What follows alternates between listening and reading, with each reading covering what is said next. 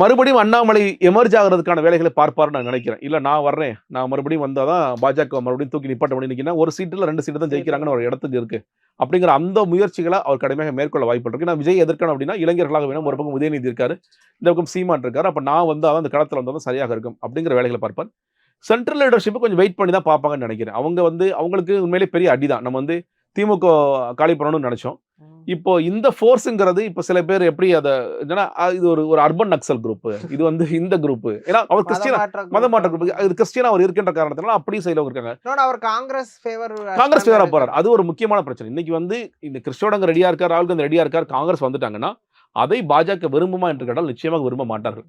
ஆனா உடனடியாக செய்வதற்கு ஒன்றும் இல்லை. உடனடியாக இந்த ஆட்சியை கலைச்சிடலாம் இல்ல வேற ஏதாவது செஞ்சிடலாம்னா அதற்கும் இல்ல. கொஞ்ச நாள் எல்லாருமே விஜய் அளவுதான் பண்ணுவாங்க. நீங்க இந்த வழக்குல கூட இப்ப சிபிஐ அடுத்த கட்ட மூவ் எடுத்தாங்கன்னா கூட அதுவே கூட என்ன ஆகும், அது பேக் ஃபயர் ஆகும். பாஜகவுக்கு இன்னும் வேற பேக் ஃபயர் ஆகும். அப்ப நம்ம கொஞ்சம் வெயிட் அண்ட் வாட்ச் பண்ணலாம். நம்ம ரொம்ப தீவிரமான முடிவுகள் எதுவும் எடுக்க வேண்டாம் அப்படின்னு கொஞ்ச நாள் தள்ளி தான் போடுவாங்கன்னு நினைக்கிறேன்.